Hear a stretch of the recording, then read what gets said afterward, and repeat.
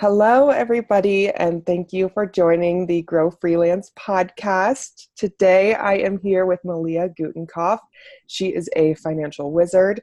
She has a full-time job and just started her blog, I should say, called Little Miss Finance. So today, we're going to talk about how she's balancing having a full-time job and starting a new venture. So, Malia, thank you so much for joining us. Thanks so much for having me. I'm so excited. Yes, me too.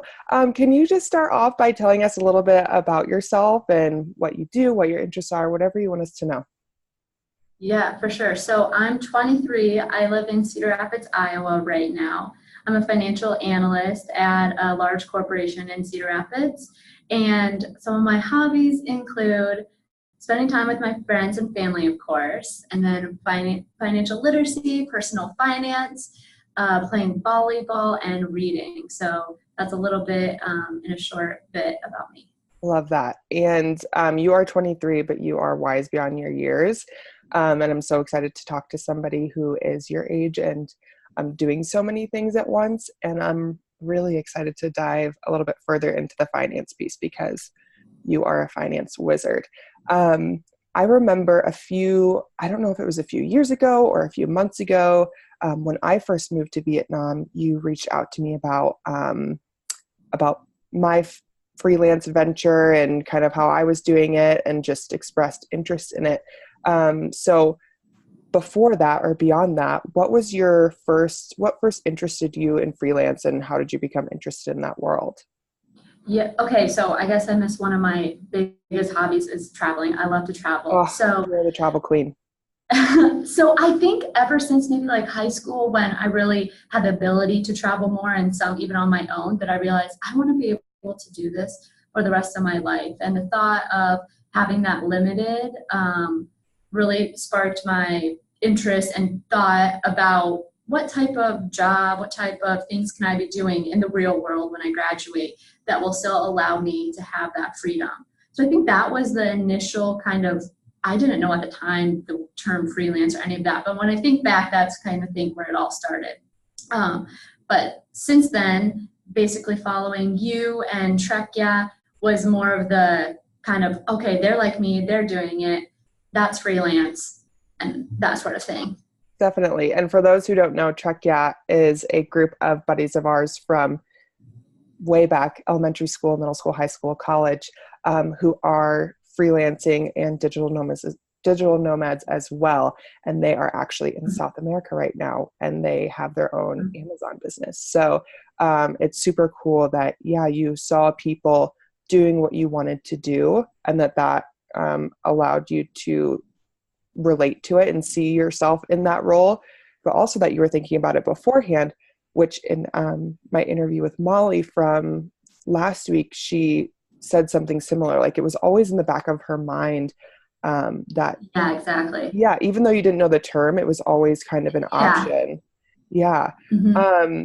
So were we your introduction into, by we, I mean myself and Trekka, were we your introduction into freelance, or what was that like? I would say so.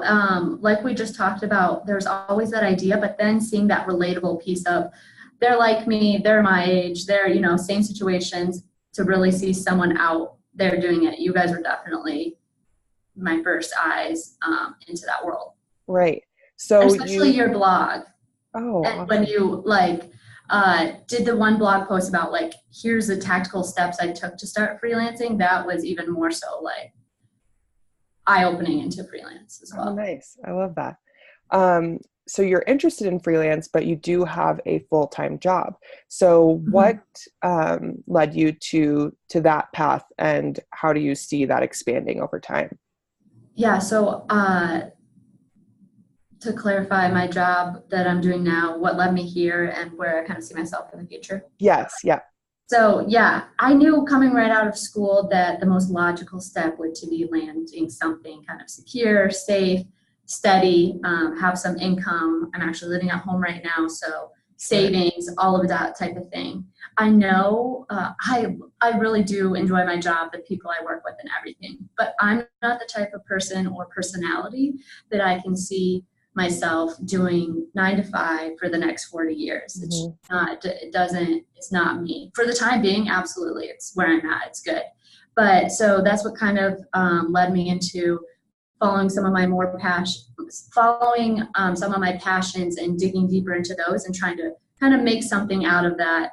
And so hopefully in the future, that can be something that would be sustainable and supportive financially for my life. So Right.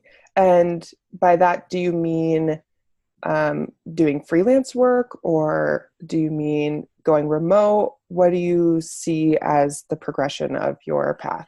yeah, that's okay. That's a really good point. So there's freelance, and then I could totally see my job that I'm in right now being an accessible remote job. For So sure. near term, if it was something that conversations I could have with the people I work with about kind of along the same lines as you, I want to go live here for so long. I'll still perform this exact job, all the responsibilities, but just to have that locational freedom is Hmm. definitely something that I would be more than interested in. Right. So I guess I don't have an exact answer of freelance or remote. I think kind of just keep moving forward in whatever Yes. presents itself.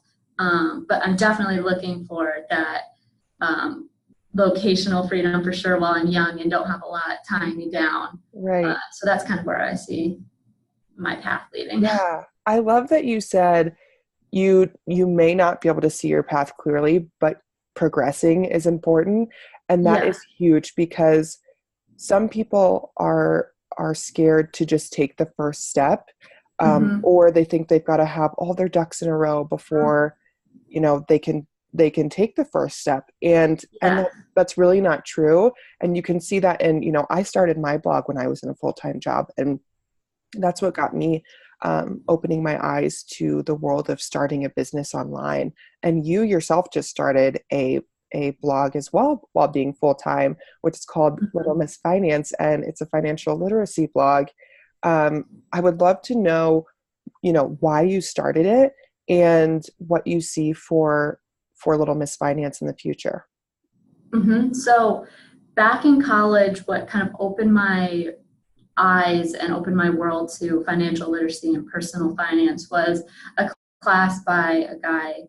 His name is the Crazy Man in the Pink Wig, and he offered free I went to that classes. too. Yes, he offered free classes to the public at UNI. One was the world of money, and the one was investing 101. And they were Yes. 2 hours, one Monday, one Wednesday. And so I put all of them on my calendar. I was like, I'm going to all of these. I got to take advantage. I didn't really know what I was getting myself into. But it changed like my world. It turned it Wow. upside down as far as there's all of this knowledge out there that we need to know about finance in order to kind of be on the right track to being financially free and financially happy. And ever since then, I've continued to learn through blogs and books and some of his publications, and just have this burning desire to help other people with it too, because I just see so many people that could use this, and it is totally easy to learn. It's just I want to help be that gateway. So that's why I started the blog. I ran through so many ideas, like, should I do classes? Should I record online seminar? All these types of things. And then I finally kind of just had the epiphany of we're in the world of online. I don't know anything about a blog, but I know it'd be accessible. And all that sort of thing. So I was like, I'm just going to start there. I knew nothing about websites or anything. It was so Yeah. overwhelming. Oh my gosh. Did somebody help you out with that, or did you do it on your own?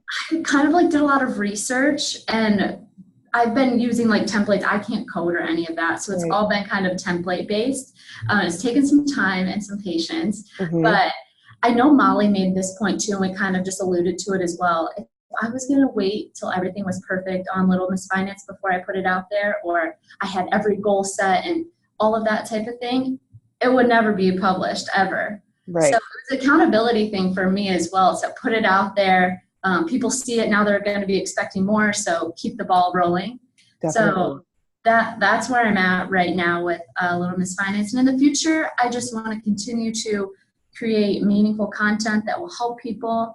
Obviously, as we're talking freelance and everything, it'd be amazing to some extent monetize the blog and have it be a vehicle for work in the future and support. So Right. that's kind of where I'm at. I need more of a game plan with the blog. I definitely don't have everything laid out, but right now I'm rolling, which is so exciting. I'm so excited. Yes. And you know what? I love that you just started. And, It's the again, hardest part. it But really is the hardest part because you feel like you have to have everything laid out before you start. And there are so many people in your position who have a great idea. They know they have something to offer. They know they can make an impact, but there are so many of these mind blocks that we have of absolutely. reasons why, okay, it would be better if I started later, or if I do one more piece of research, or if I only had like $1,000 more dollars, or $1 million more dollars. No, for And sure. that's simply not the case unless you want to start a bakery or something. But even that, you can start from your home, from a simple free templated Yep. website. Yeah.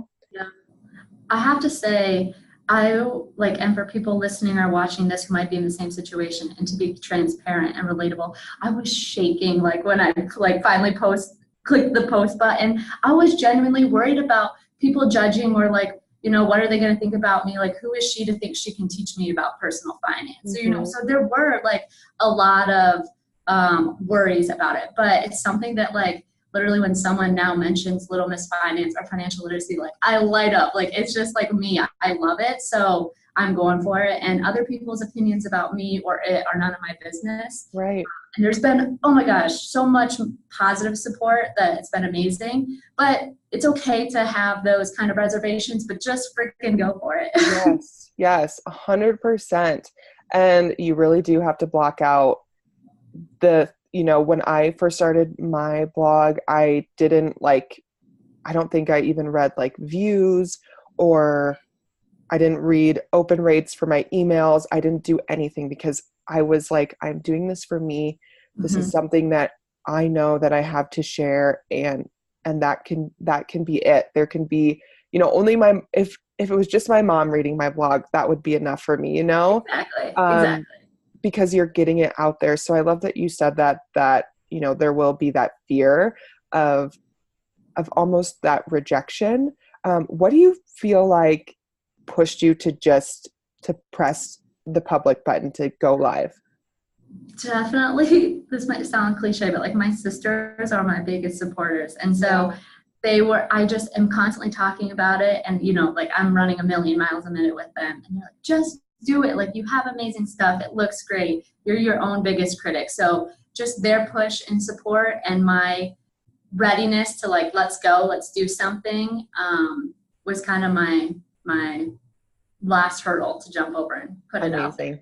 And as somebody who knows your family, I can ditto that you have some pretty awesome sisters. there. Um, I want to now go a little bit more into what you teach on Little Miss Finance, because a huge block for freelancers is the financial piece of letting go of that stable full-time job. Mm-hmm. Many people graduate with college debt, they have children, they have car payments, what have you. That stops them from taking that leap into freelance, which that's a whole nother story. But what are some pieces of advice or tips that you have financially for freelancers as they make that transition? Yeah, so my first post that I just did was how I paid off my student loans. I paid off 20,000 in 10 months. Woo! Yes. So I know Can that you say that sometimes again? How much and how long? 20K, 10 months. Woo woo. Crazy. So I feel like a lot of the advice, even in that post, can be relevant to just everyone's life. I know sometimes it can be hard to compare exactly to my situation, Hmm. but I think that it can all be relevant to anyone. So for I as far agree. as freelancers, definitely the number one piece of advice ever for anyone with finances is to continuously try to live below your means. Um, and that doesn't mean like cutting back and eating PB&J and living in a basement closet. Like still doing the things you love, but in moderation, I guess, as far as finances. And the second thing that I'm working on right now that I'm going to post here in the next couple of days is tracking our spending. So I think just being aware of where all of our money is going. And again, this totally applies to freelancers, and understanding, okay, wow, I'm spending a lot here, not a lot there. Where can I cut back and kind of sort things out and get myself a plan for how much I'm bringing in and how much I'm spending. And so no matter if you're making $10,000 a year or 100, you can still be saving. You could still be investing in yourself, in like anything. So I think just continuously being mindful, definitely the big transition between going through a full-time job and then jumping onto the freelance bandwagon is you have to have a plan and you have to have a cushion. So having that savings behind you to kind of support you and allow you to go chase those dreams without continuously being drained by your finances, or letting that be a barrier, that's definitely a huge piece. Right. I feel like, to making that jump. But I hope that answers kind of just. Yes, it does, definitely. And the last point that you made of having that cushion, and the blog post that you mentioned, I believe we're talking about the same one that I wrote about the steps to take to go freelance. One of the huge things that I said was don't quit your day job. You know, taking the leap into freelance doesn't mean you quit your day job and you like are living on a prayer. You can do both. You know, that's 40 to 50 hours of your week is spent at work, but there you've got your evenings, you've got your mornings, you've got your weekends, for many, 9-to-5ers, where you can save and also start your journey as a freelancer. And I myself made sure that I had, for full transparency, I believe I had about $10,000 in my savings account, before I went 100% freelance. Right. That's not including my other accounts, but, and that was an excessive amount in my opinion, but that's as a, how old was I then? 22, 23-year-old who only had, a phone bill and a car payment. Right. And rent at the time. I didn't have children. I had paid off my college debt, similar to yourself. I graduated with honors, so most of my college was paid for.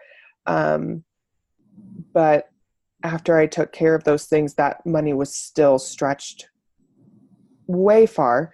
And I would love, just one or two areas you see as where people can cut back, that you see like people making this mistake over and over and over again, where they could feel more financially free to grow freelance. One like controversial point that I might say is people spend a lot of money on food and drink outside of the house. I'm not perfect. I do too. Yeah. But the crazy man in the pink wig once made this statement, and I think it applies to eating out as well. It's like save 107%. Save 100% of the cost that you're about to spend plus that 7% sales tax in Iowa. So it's just crazy. That is a huge area that adds up like no other. I see people at work come in and go to the cafeteria for breakfast and lunch.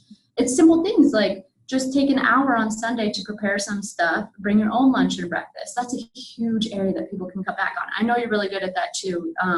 Packing your lunches when you're out and about. Not to mention that you're saving money, but you're also living so much healthier 90% of the time.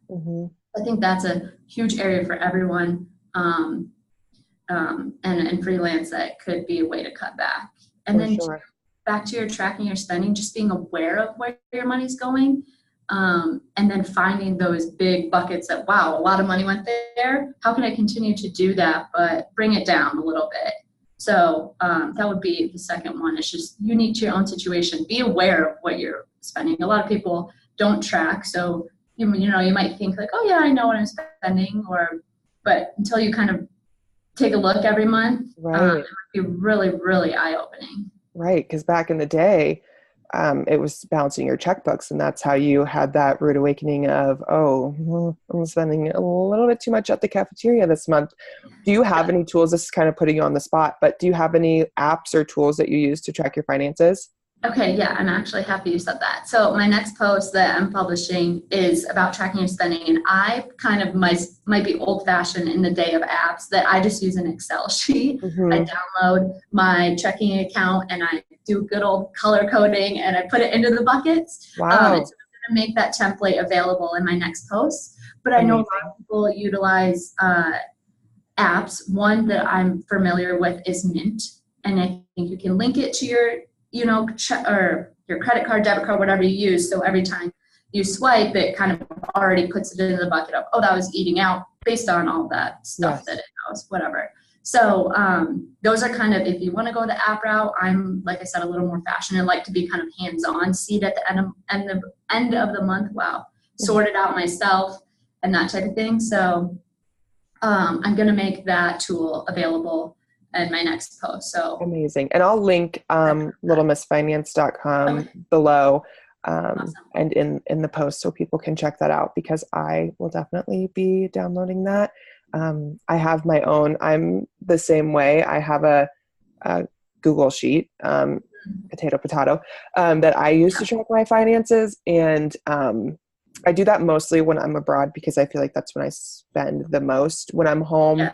I'm very regimented about cooking my own meals and not eating out too much. Mm-hmm. So it's not as much of a stressor for me, but when I'm overseas, I definitely do that. We talked about, you starting Little Miss Finance um, and how you started that with knowing nothing about web design and how you've been interested in freelance for a couple of years and can see yourself either going remote or freelance. And I feel like we've covered a lot of amazing things that people can take home, whether it be the finance piece or starting your blog piece and kind of having that as a side hustle. Do you consider that a side hustle, or what do you envision Little Miss Finance be? Is it just not just because it's huge? You give great advice. Is it an advice column? Yeah, okay, that's an interesting question. Right now, it's definitely, I would say, like a side hustle. I'm not making money off it. I just started at to build my brand, but it's definitely something that I go home after work and I'm working on outside of my job that I'm getting paid for. Yes. Right now, it's obviously a finance blog, and I definitely want every post to be something that someone can take away and learn from, not just kind of like a useless read.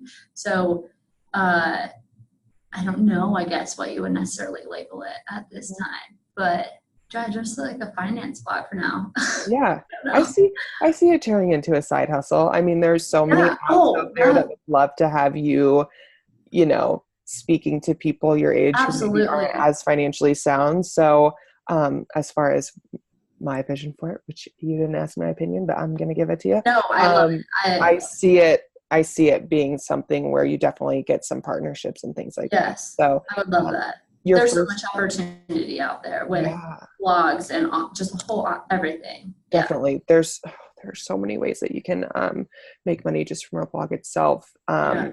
But for those who haven't checked out littlemissfinance.com, definitely do. Even just the visual of your blog post itself is done very well. You did a really great Thank you. job. Thank you. And your website overall is very beautiful. Thank So you. um, Yeah. I just Yeah. want to The let you know that. littlemissfinance.com. The is in the front. I couldn't get the domain. The Little Miss Finance. Ah, okay. The Little Miss Finance.com. I will link that below. Okay. So just one final question, which I asked Molly. If Yes. you could go back and start all over again, what's the first thing you do to grow freelance? And you do have a full-time job, and the littlemissfinance.com is still a seed in some senses. So you may not be freelance technically, but it's kind of the start of your entrepreneurial Yeah, journey. absolutely. So if you could go back and start all over again, what's the first thing you do to grow freelance?